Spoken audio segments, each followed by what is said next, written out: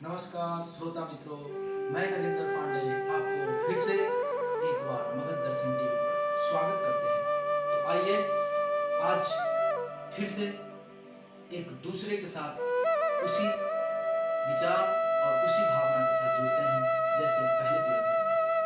आज होलिका दहन है और हिंदुओं का सबसे पवित्र त्योहारों में से एक माना जाने वाला यह होली साल में एक बार आता है।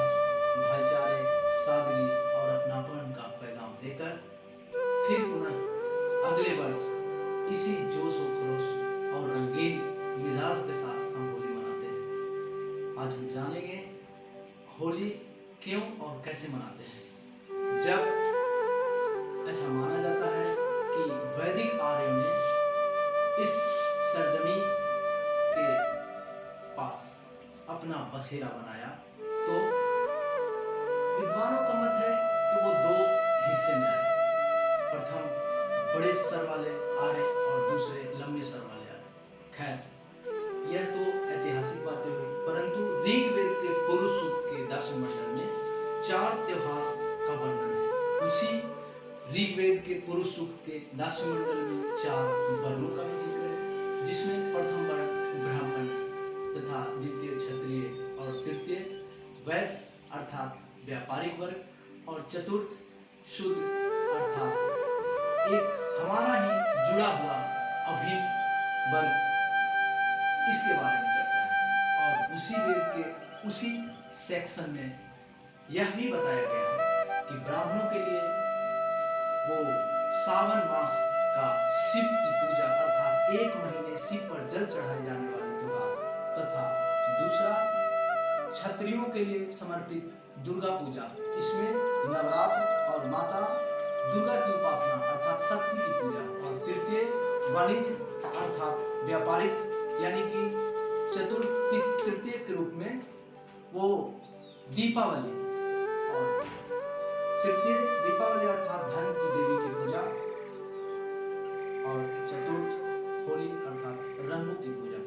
यही हमारी दस्तूर रही है और इसी तरह इस तरह से हम एक अपनी सभ्यता और संस्कृति को निर्माण किया।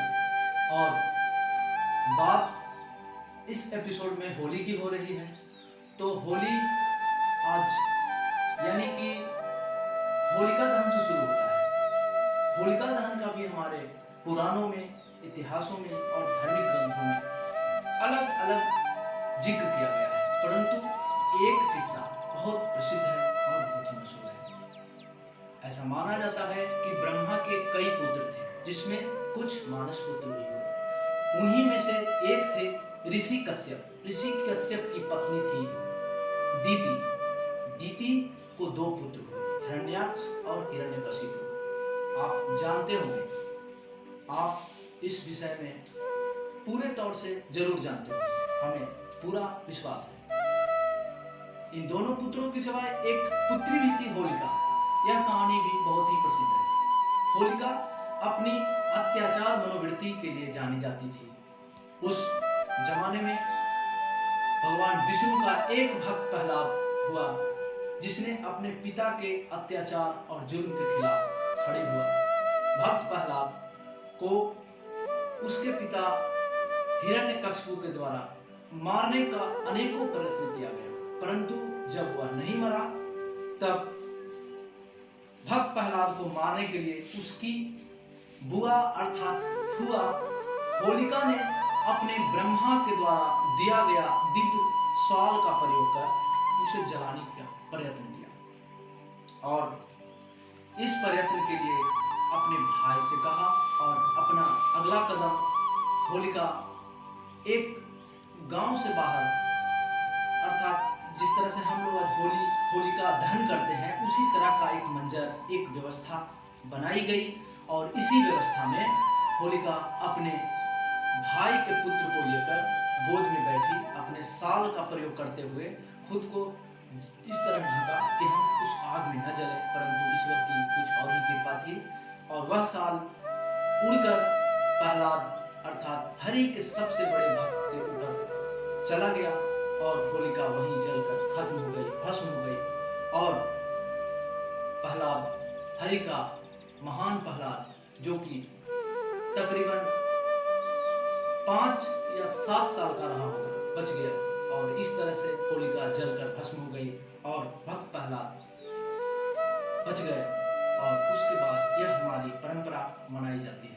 इसमें एक विधान बुढ़वा मंगल से भी है। हम चाहेंगे कि हमारे दर्शक बुढ़वा मंगल से भी जुड़ी हुई जानकारी को जानें। जैसा कि आपने जाना कि होलिका इस आग और होलिका दहन में जल गई और इसी के नाम से होलिका दहन भी आज जाना जाता है।